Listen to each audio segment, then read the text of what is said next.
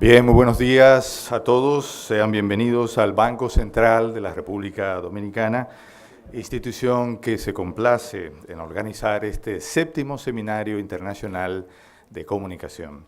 Preside esta actividad el señor Gobernador del Banco Central y presidente de la Honorable Junta Monetaria, el licenciado Héctor Valdés Albizu, a quien acompañan la señora vicegobernadora, licenciada Claritza de la Rocha de Torres, y el señor gerente, licenciado Erwin Novas. Igualmente, los señores subgerentes, licenciados Fran Montaño, Joel Tejeda, Roberto Pelicione y Fabiola Herrera, la señora asesora económica de la Gobernación, licenciada Olga Díaz, y la señora secretaria de la Honorable Junta Monetaria, licenciada Norma Molina. Saludamos a los señores asesores, directores, consultores y demás funcionarios del Banco Central, así como a los técnicos colaboradores del programa Aula Central para la Educación Económica y Financiera. Nuestro saludo y agradecimiento a los distinguidos expositores de este 7º seminario, los señores Justo Villafañe, Mildred Minaya, María Andrea Díaz y Estela León. Igualmente, saludamos la presencia de los representantes de la Asociación Dominicana de Directores de Comunicación, ASODIRCON, y de la Asociación Dominicana de Profesionales de las Relaciones Públicas. Nuestra cordial bienvenida a los colegas comunicadores de instituciones públicas y privadas, a los profesores y estudiantes de comunicación de las distintas universidades invitadas. Les informamos que este seminario está siendo transmitido por live stream y por las redes sociales del Banco Central con el identificador Banco Central RD. De inmediato, para dar inicio formal a este 7º Seminario Internacional de Comunicación, escucharemos las palabras de apertura del señor Gobernador del Banco Central y presidente de la Honorable Junta Monetaria, licenciado Héctor Valdés Albizu.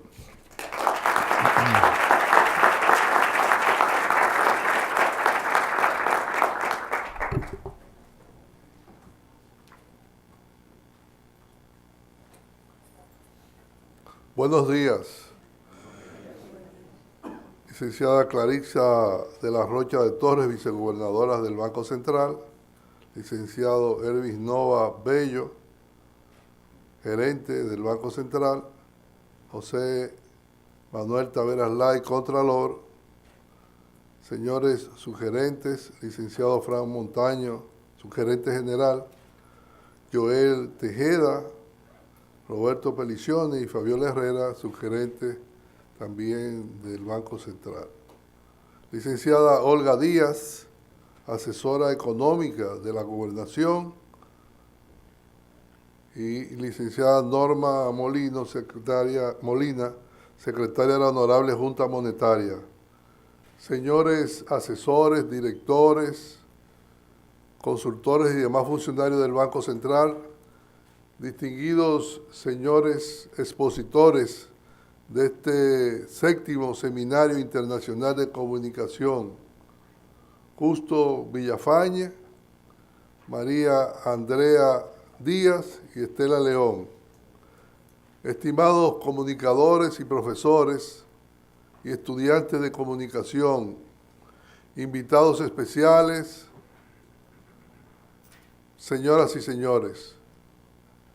Me complace darles la bienvenida a este 7º Seminario Internacional de Comunicación que organiza el Banco Central de la República Dominicana como parte del programa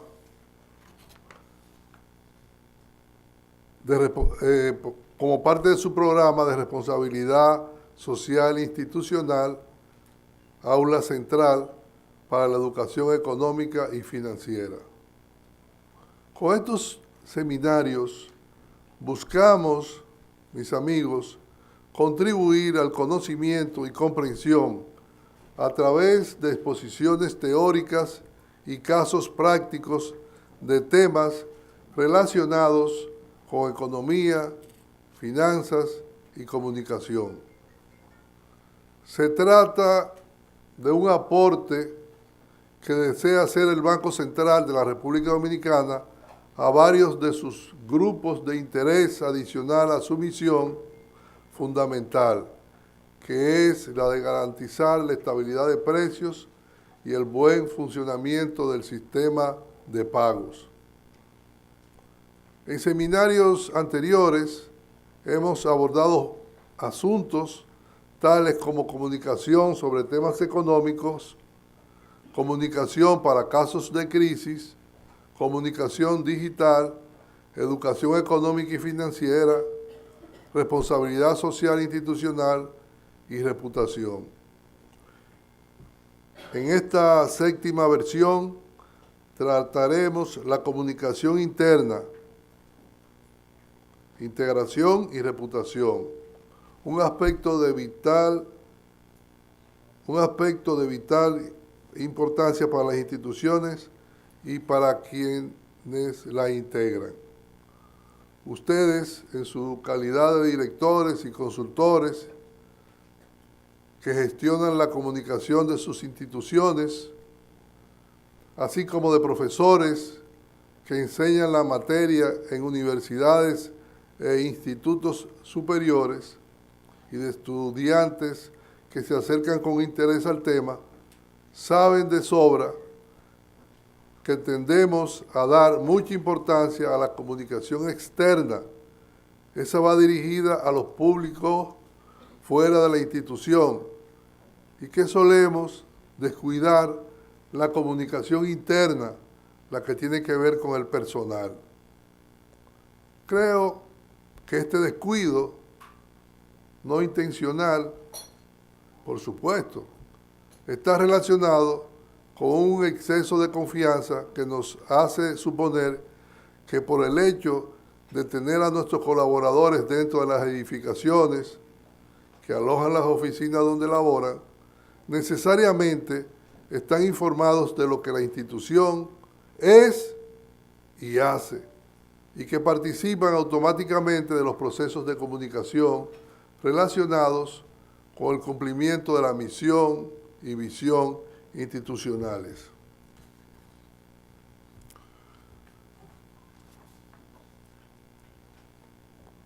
Pienso también que solemos apoyarnos demasiado en los usos y costumbres de nuestras instituciones, es decir, en la tradición que va aparejada con la cultura organizacional, una riqueza que aunque es válida, no es suficiente para dar sistematicidad y coherencia a la comunicación con nuestros públicos internos.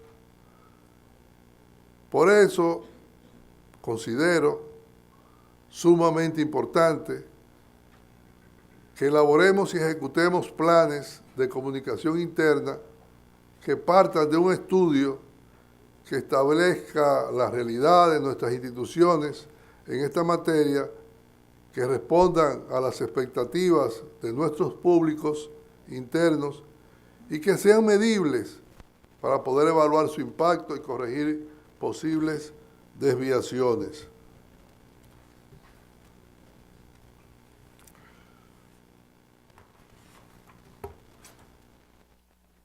Dichos planes deben contemplar aquellos aspectos que nos sugerían los autores clásicos, como lograr la satisfacción del personal, motivar su participación activa en la misión y en las funciones de la institución, evitar los rumores y las falsas creencias y generar orgullo de pertenencia.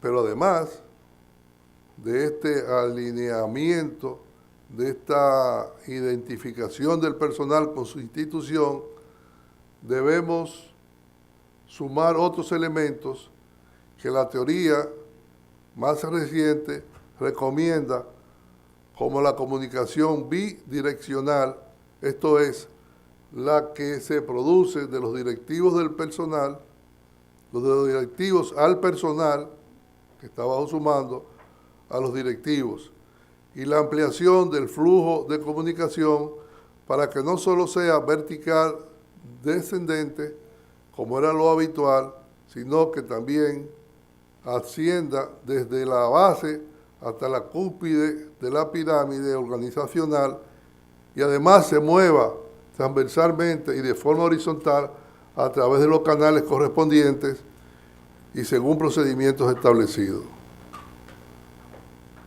Esta dinámica caracteriza a las buenas empresas, en las que el personal deja de ser solo alguien que escucha y obedece y se convierte en un colaborador activo que participa en la solución de los problemas y se involucra en el proceso de innovación y mejoras. Un aspecto que considero vital es la correspondencia que debe existir entre la comunicación externa y la comunicación interna, o sea, entre lo que decimos a otros sobre lo que somos y lo que somos en realidad hacia lo interno. Quiero hacer un paréntesis aquí. Realmente, mis amigos, la cosa no parece tan compleja. De lo que estamos hablando es de mejorar nuestra comunicación interna y que sepamos de antemano el compromiso que eso lleva o conlleva y de que la comunicación interna debe estar de arriba hacia abajo y de abajo hacia arriba, de forma transversal, vertical, pero debe haber comunicación para poder transmitir y poder compartir las cosas importantes y no importantes de la institución donde laboramos. De lo que se trata, en síntesis, es de que nos comprometamos con las cosas que se hacen en la institución, que no consideremos el trabajo como una forma rutinaria de hacer y desarrollar conocimientos, sino que vayamos más allá en la medida en que se dé un efectivo conocimiento interno de lo que sucede, de lo que se hace y que participemos de ello. Proyectar intencionalmente una imagen que no nos corresponde, que es fruto de una pose, de un truco de relaciones públicas, como diría Julio, de leyenda urbana, nos coloca ante un riesgo reputacional quizás insalvable. Procede entonces que nos manejemos a lo interno con la misma honestidad, transparencia, responsabilidad y sentido de la excelencia con que lo hacemos de cara a la sociedad. De eso se trata. Esta coherencia reditúa en confianza, credibilidad y empatía, elementos que fortalecen la reputación, ese intangible que hace que una institución sea apreciada. Permítame hacerle un comentario. Anoche asistí a la celebración de un lunes de un compromiso social y hablando con algunos empresarios del sector privado que estuvieron en una charla que di recientemente, me dijeron que lo que yo había expuesto junto a mi grupo que me acompañó reflejaba credibilidad y confianza y que los ponía a pensar en un país de futuro y que no me decía, gobernador, transmítale a su equipo, y aprovecho la oportunidad para hacerlo, que lo están haciendo bien, que están trabajando para el país y que han logrado también, de alguna manera, desenredar estos lazos que se van creando en el ambiente político para restar veracidad a los procesos económicos que vive nuestra nación.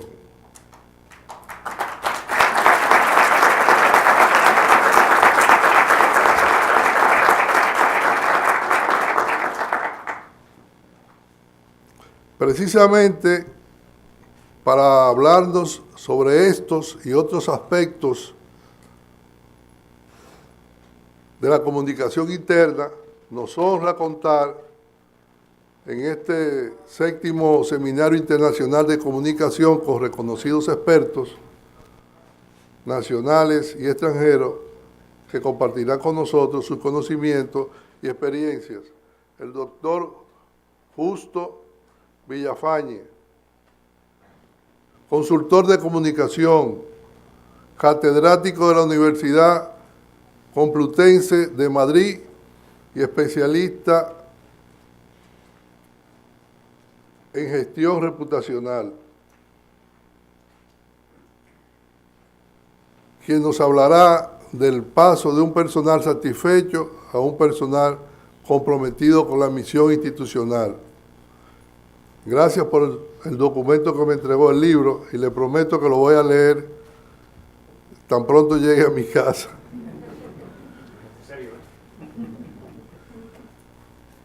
La licenciada Mildred Minaya, directora de Reputación y Sostenibilidad de la Asociación Popular de Ahorros y Préstamos, una de las principales instituciones de este tipo en nuestro país, nos enseñará cómo esa entidad gestiona la reputación interna y nos explicará en qué consiste la gerencia de la felicidad, una creación que ha despertado curiosidad en el ámbito financiero.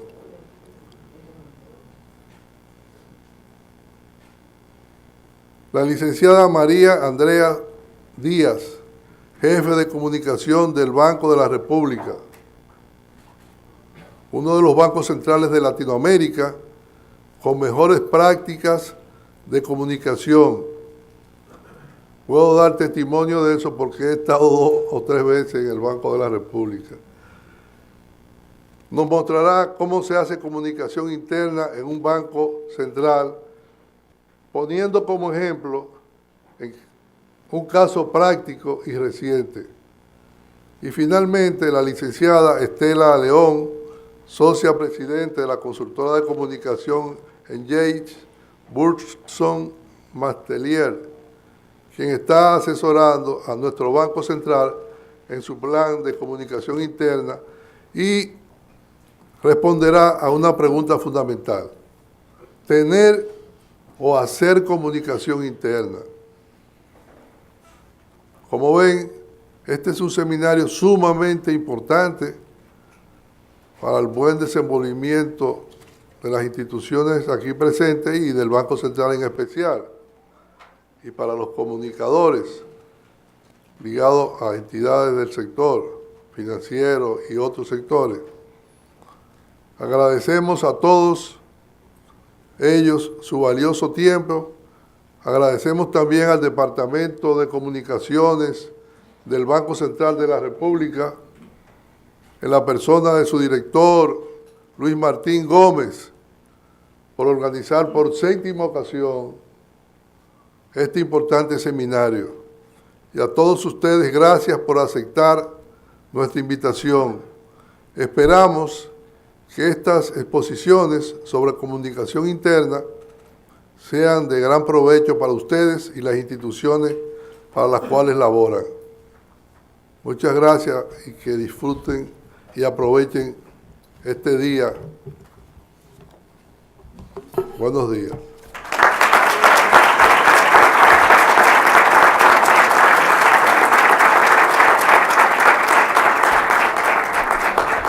Bien, fueron las palabras de apertura del señor gobernador del Banco Central.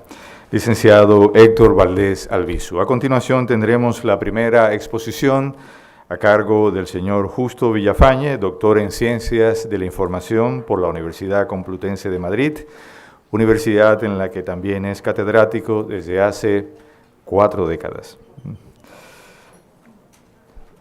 Va echando competencia con el gobernador, cada quien en su área.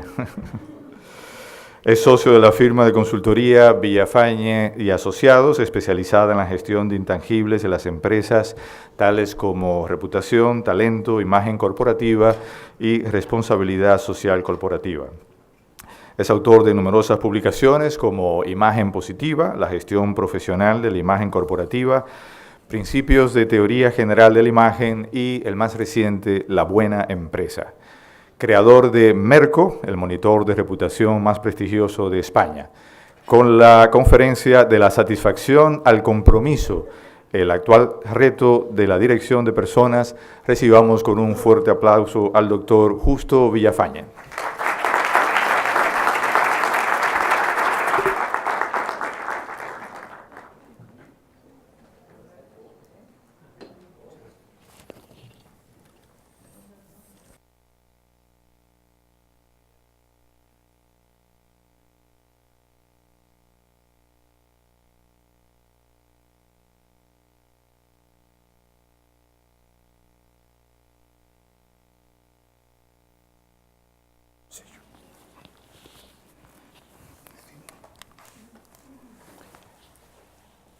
Buenos días.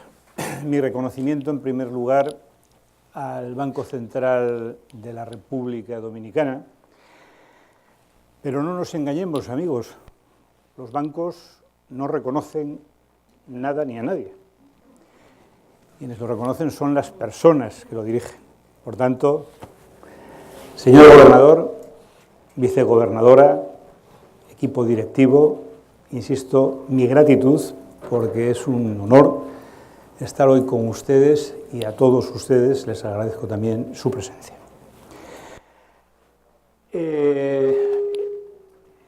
Yo soy un especialista, si se puede llamar así, en reputación. Gracias. Y la reputación es en este momento, desde mi punto de vista, lo que la calidad fue hace unas 3 décadas o quizá algún año más. Los que ya tenemos una edad provecta, todavía nos acordamos de lo que supuso en el mundo empresarial la irrupción de los sistemas de calidad. ¿Se acuerdan ustedes? La calidad total, los diversos métodos para medir la calidad. Se empezó a gestionar el mundo empresarial a partir de ese nuevo paradigma que se venía a reducir a algo que luego se abría en múltiples dimensiones, que era la calidad total. En la historia del management, en mi opinión, no ha habido otro salto cualitativo de tamaña importancia hasta hace unos años con la irrupción de lo que significa la reputación corporativa o la reputación de las organizaciones, porque no solo se debe aplicar o se puede aplicar al mundo de la reputación de las empresas. Desde hace unos años, todo se puede empezar a ver, por utilizar una metáfora, con las gafas de la reputación, de la misma manera que hace 30 o 35 años se empezó a ver todo con las gafas de la calidad. Y una de las cosas que se pueden ver desde esta nueva dimensión que es la reputación, es uno de los intangibles de mayor valor para cualquier institución o para cualquier empresa, que es el talento que ésta lleva a bordo. Por tanto, yo voy a hablar hoy de esa nueva perspectiva de la dirección de personas, donde por supuesto la comunicación interna es, como decía el gobernador, una de las herramientas, por no decir la herramienta básica, y lo voy a hacer precisamente para señalar otro aspecto que él también subrayó, y es cómo se puede hacer el tránsito de una plantilla de personas satisfechas a una plantilla de personas comprometidas. Porque no es lo mismo. No es lo mismo y lo vamos a ver. Voy a tomar en algunos aspectos de mi exposición solamente como ejemplo, por no hablar en abstracto, de que esta organización a la que me refiero, repito, en teoría, pueda ser la propia institución, que hoy nos acoge y que, repito, yo agradezco. Bueno,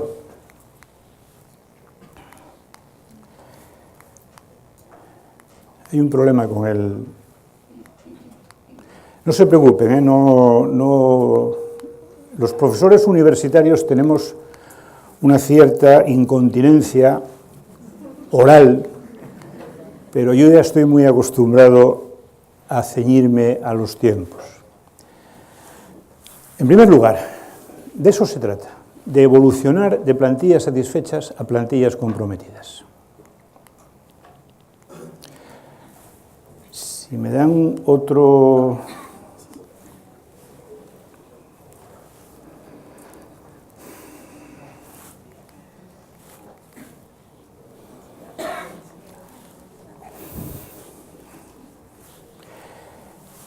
Como les decía, se trata en primer lugar de esto. El objetivo central es llegar a un auténtico compromiso de las personas con la institución. Porque es difícil en primer lugar que hasta los directivos de la función de recursos humanos o incluso los directivos de una organización admitan que no se produce la debida convergencia. Siempre se apela a esos llamados estudios de clima, en los cuales yo cada vez creo menos, sinceramente, diciendo, no, tenemos una satisfacción del 70%. Claro, el 30% restante hay que pensar que quizá no lo ha contestado porque prefiere, dada una posición crítica, no hacerlo. Por tanto, es toda una cuestión de números. Yo soy una persona que a veces reitero en demasía que no tengo opiniones, sino evidencias empíricas, porque como investigador social, toda mi vida he utilizado la estadística y he utilizado efectivamente las métricas para poder justificar lo que digo. Hay también que evaluar ese grado de alineamiento porque existe una convergencia real y una convergencia ideal.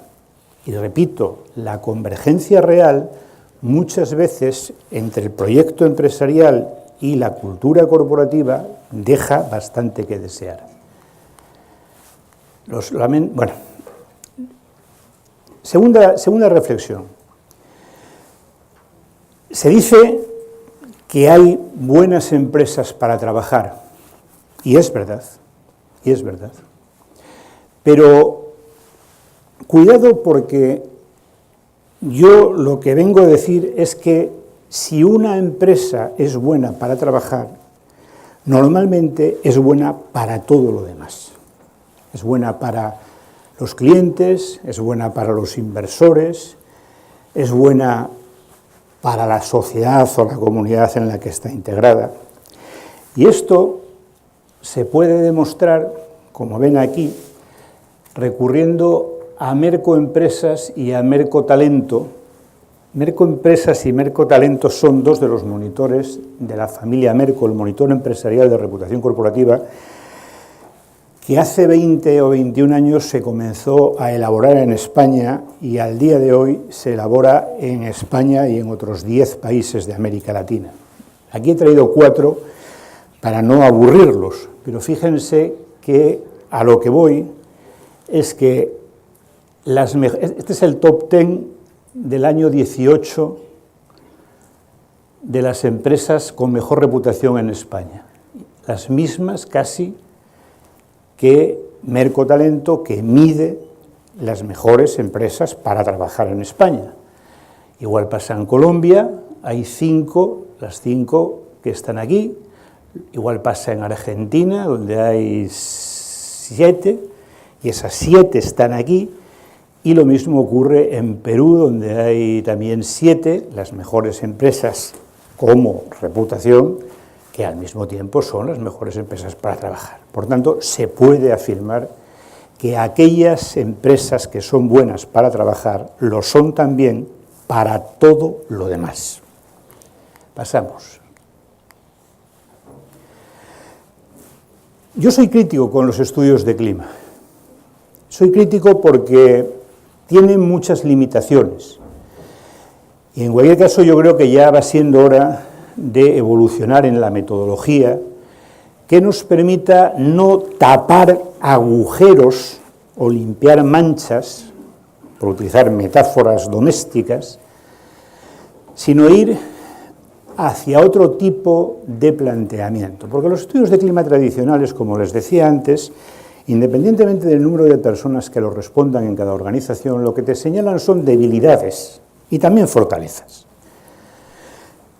Las personas que gestionan el talento en las organizaciones normalmente lo que hacen es llevar a cabo acciones para tratar de eliminar esas debilidades.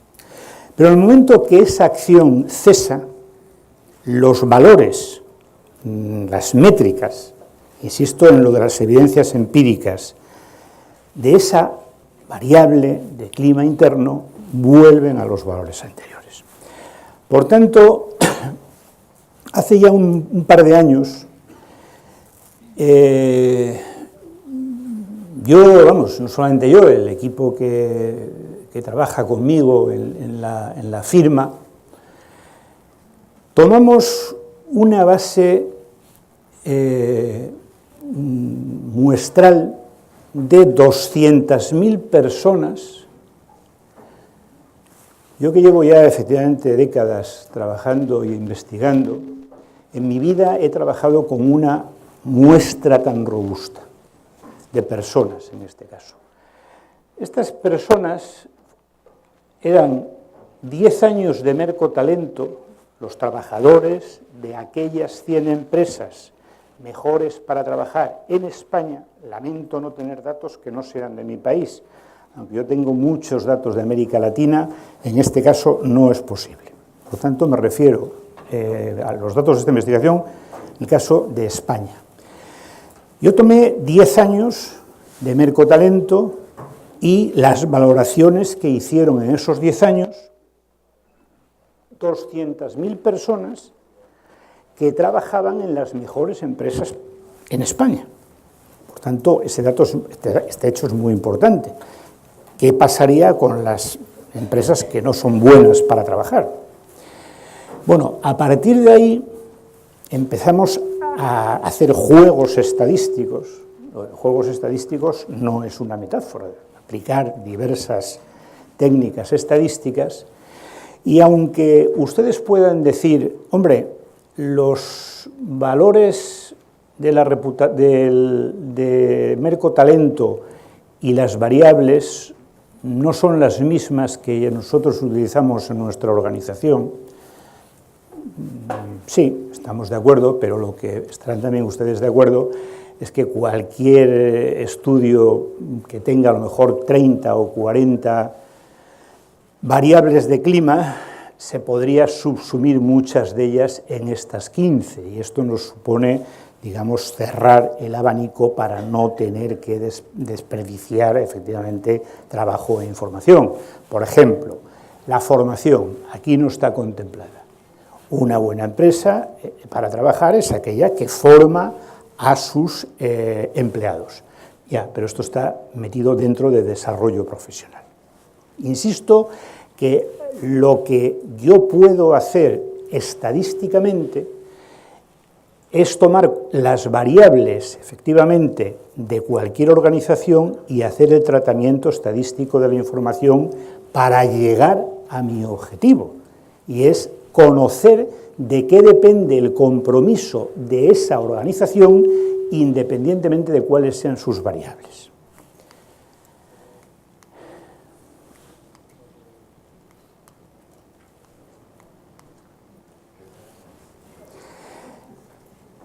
Un pequeño dato.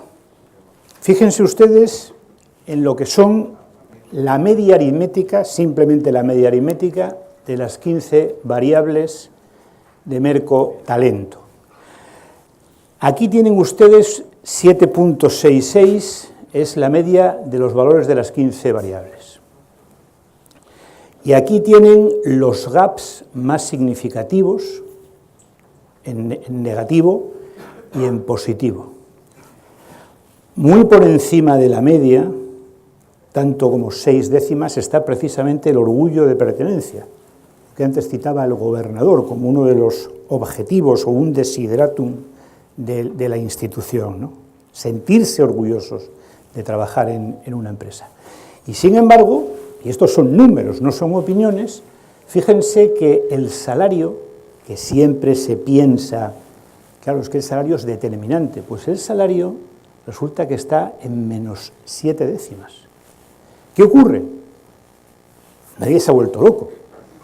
Estamos hablando de empresas con personas satisfechas, de empresas que para tener a sus trabajadores satisfechos tienen unas buenas condiciones laborales y el salario es una de esas condiciones laborales satisfactorias, positivas.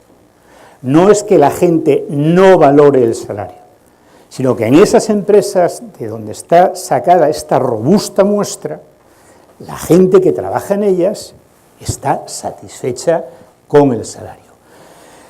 Pero resulta que lo que más valora son cuestiones, hablo de variables que están por encima de la media y que están en el 8. 8.27, orgullo de pertenencia. 8.04, relación con los mandos intermedios, algo que tiene una importancia crucial, y un sector atractivo para trabajar, un sector de la empresa atractivo para trabajar.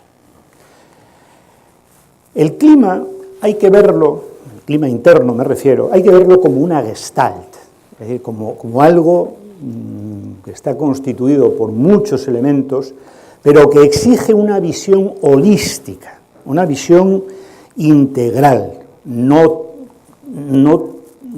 por trozos, no por variables sobre las que actuar, porque eso es efectivamente poco eficaz. Fíjense, esta visión holística que implica ver la satisfacción de una manera global, fíjense las 15 variables,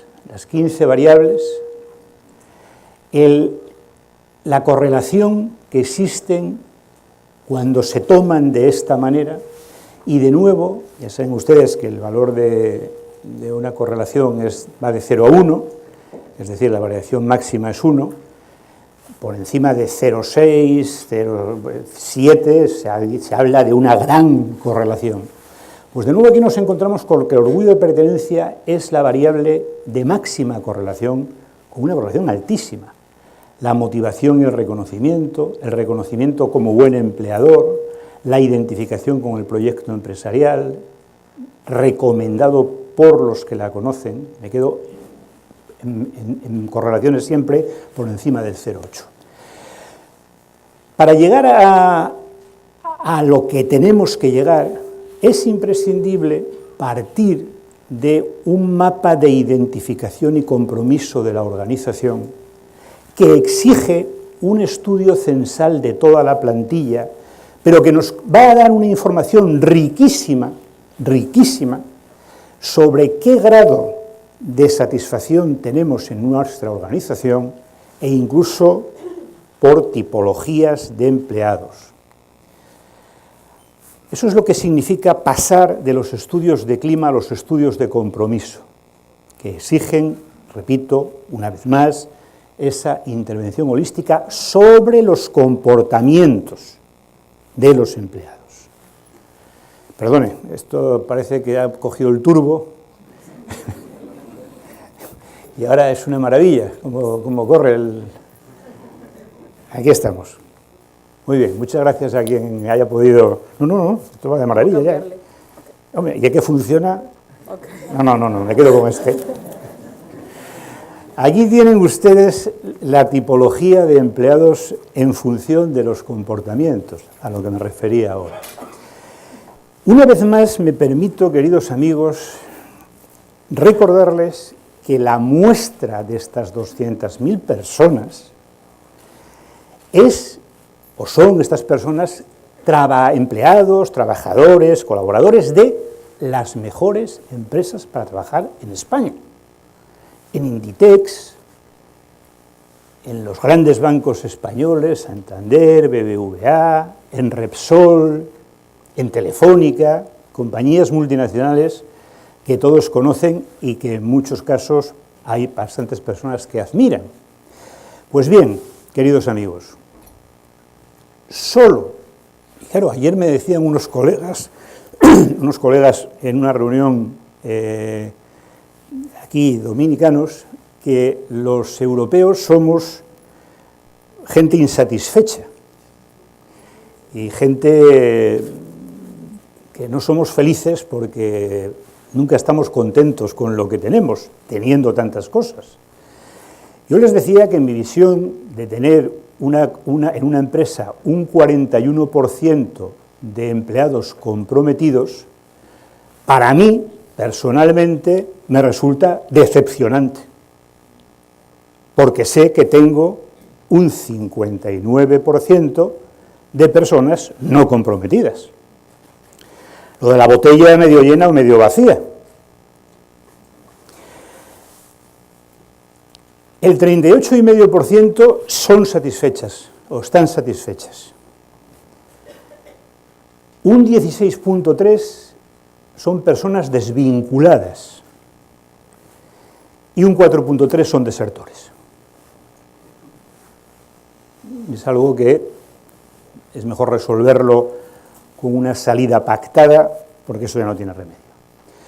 Bueno, lo importante es, y el objetivo es pasar de aquí a aquí y sobre todo de una plantilla satisfecha a una plantilla comprometida. Ese es el objetivo. Ese es el objetivo. Por supuesto, ese estudio censal nos permite, y me refería a los juegos estadísticos, todo tipo de segmentaciones. Por ejemplo, aquí tenemos la segmentación por categoría profesional.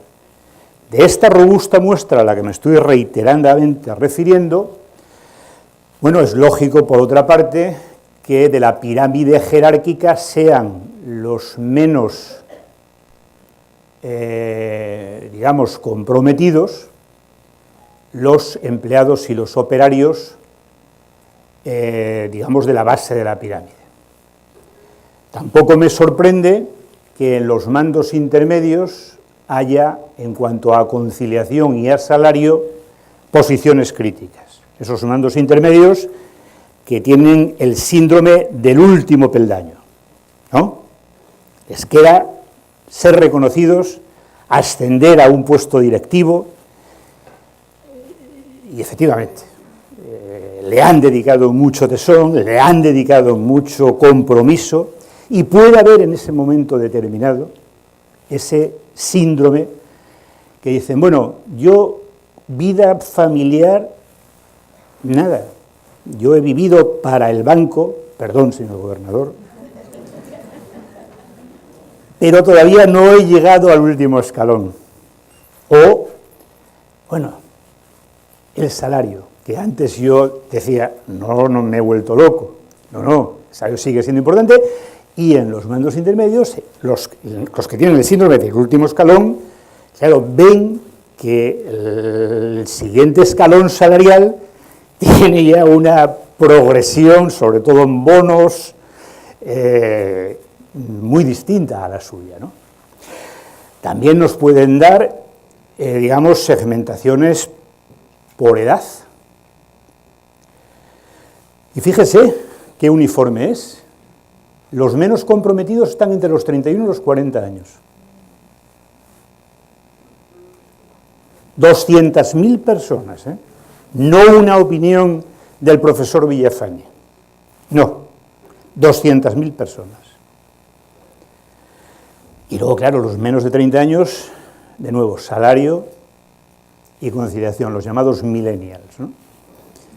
Ya saben que son gente muy especial, que si tienen talento, si tienen mucho talento, porque lo importante, cuando yo digo de la dirección del talento, es atraer, y para eso la reputación es fundamental, y retener al mejor talento, no a cualquier talento. Les cuento una pequeña anécdota para que se relajen, porque parece que con tanta cifra les estoy aburriendo un poco. Yo tengo un gerente en la firma que cuando hace un año le iba a comunicar en mi despacho, le estaba comunicando que le iba a hacer gerente, el hombre parece que le había dicho que lo iba a despedir, porque se quedó de piedra, ¿no? Y le digo, pero Pablo, ¿hay algún problema? Y dice, no, es que pensaba decirte que me gustaría... Este hombre tiene un currículum portentoso, un MBA en Estados Unidos, hizo administración de empresas en España, en la Complutense, habla 3 idiomas perfectamente, además del español, y tiene 32 años. Sí. Y me dice, no, es que había pensado que iba a dejar la firma, he pensado que voy a dejar la firma al menos temporalmente, porque quiero estudiar humanidades y vivir fuera de España.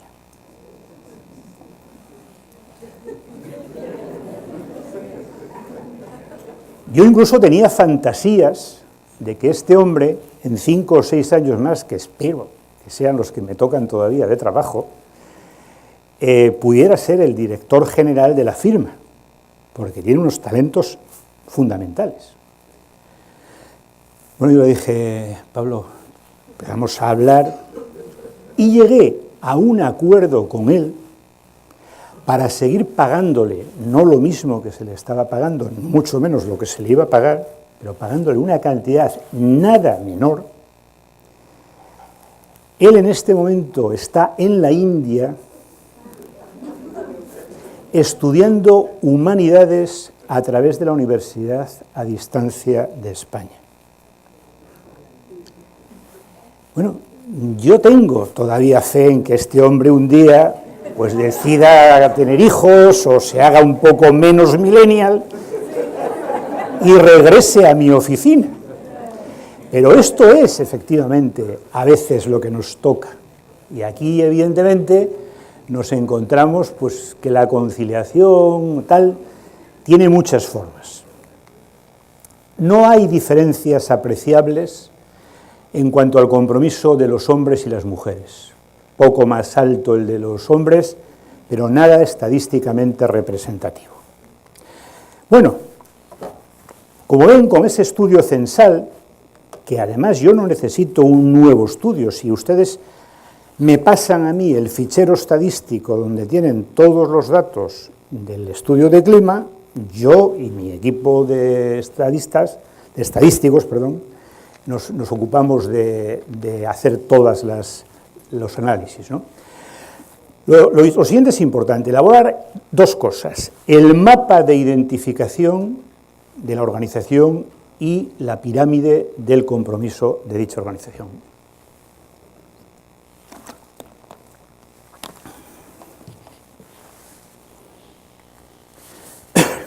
Aquí lo tenemos, de esa tipología, estos son las variables de los comprometidos y estas las de los satisfechos. Lo vamos a ver mejor en la pirámide del compromiso. Miren ustedes. Los empleados desvinculados o desertores, ese 18 y pico y ese 4,2, tienen solo estas variables. Los satisfechos tienen estas, pero añaden estas otras. Y los comprometidos tienen todas las anteriores y tienen estas 4 que no tienen, por ejemplo, los satisfechos. Por tanto, volviendo a la concepción holística del compromiso, esto es lo que les falta a los comprometidos. Y una vez más nos encontramos con el orgullo de pertenencia, gobernador, que eso es fundamental. Si uno no está orgulloso de su familia, no está orgulloso de su empresa, no está orgulloso de su país, tenemos un pequeño problema. Tenemos un pequeño problema.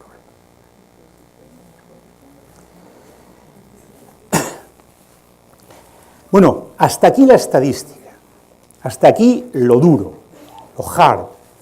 Ahora vamos a lo blando, vamos a conseguir a través ya de técnicas cualitativas, pues descubrir la agenda del compromiso de la organización. ¿Qué es eso de la agenda del compromiso? Miren, un opúsculo que publiqué hace muchos años lo recoge de manera sintética. Lo que pasa es que está agotado y por eso no les he podido traer, porque para esta sesión era más adecuado incluso que cualquier otro libro. Se llamaba el libro Quiero trabajar aquí, las 6 claves de la reputación interna. Y ahí desarrollé yo una teoría, la teoría de la doble agenda, porque las organizaciones tienen una agenda fáctica, contractual, como ven aquí, donde incluso se incluyen en esa agenda los derechos consolidados, las costumbres, pero luego tienen una agenda aspiracional, compuesta por las expectativas de toda la plantilla, incluidos sus máximos dirigentes. Yo, que tengo una pequeña empresa de consultoría, tengo mis expectativas sobre lo que me gustaría que mis consultores hiciesen, lograsen, etcétera, etcétera. Ustedes, en un banco central, el Santo Santorum del Estado, en lo que, como decía el gobernador, está controlar la inflación, la política monetaria, la regulación, etcétera, pues cómo no van a tener efectivamente ustedes unas expectativas ideales, un desideratum, unas expectativas aspiracionales, igual que las tienen sus empleados. Por tanto, hay que conocer esa agenda aspiracional de los dos, empleados y dirección, evaluar el grado de convergencia entre el discurso directivo y el de la plantilla. ¿Para qué?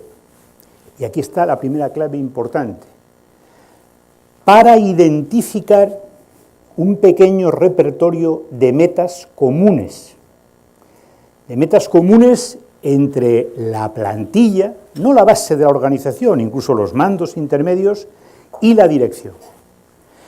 Y esas metas comunes, mediante una técnica cualitativa, científica, concretar la agenda del compromiso en torno a una meta común, una o dos, no muchas más. Eso es lo que yo llamo el compromiso total. Bueno, conocer la agenda aspiracional de la organización es, efectivamente, pues hacer un análisis cualitativo de qué desean los directivos en términos aspiracionales y qué desean los empleados. Vamos a obtener hallazgos muy importantes, entre otros, desde el punto de vista cuantitativo, esas 4 tipologías y qué porcentaje de cada una de ellas llevamos a bordo. Vamos a localizar incluso ciertos clústeres con comportamientos singulares, bien jerárquicos, bien por función, etcétera. Y vamos a tener también hallazgos cualitativos, ¿no? Por ejemplo, repito, un repertorio de X, 10, 12 metas compartidas en términos aspiracionales, de donde ahora vamos a tener que buscar una o 2 o 3, siempre conviene tener un par de metas compartidas por si la primera no es, digamos, suficientemente consensuada con toda la organización.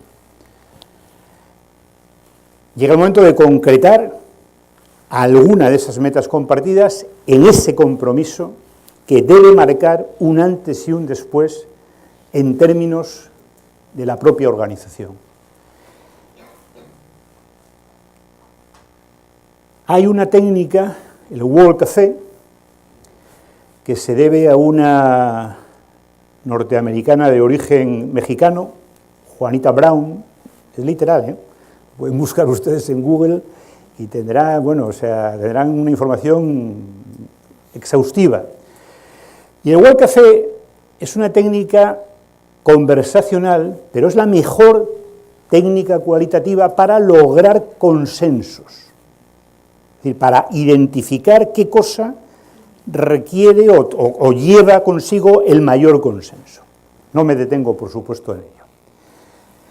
Discúlpeme, gobernador, vicegobernadora, por utilizarles a ustedes de conejillo de indias, ¿no?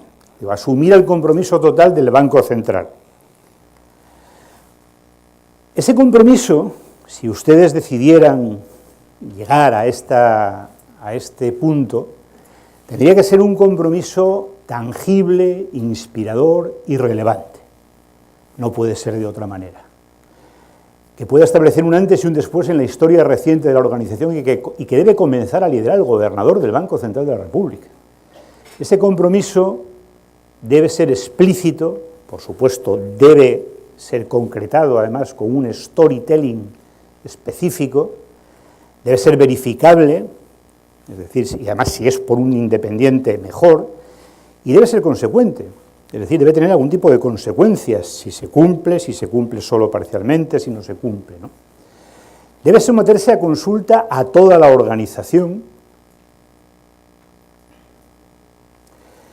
y, efectivamente, una vez que la organización, en un porcentaje elevado, y antes de que alguien me lo pueda preguntar, yo le diría, tendría que estar, digamos, aceptado por el 85 o incluso el 90% de la organización, pues efectivamente se debe implantar mediante un programa de comunicación interna muy específico, con un storytelling muy preciso, la suscripción individual por todas las personas de la organización, comenzando por el propio gobernador.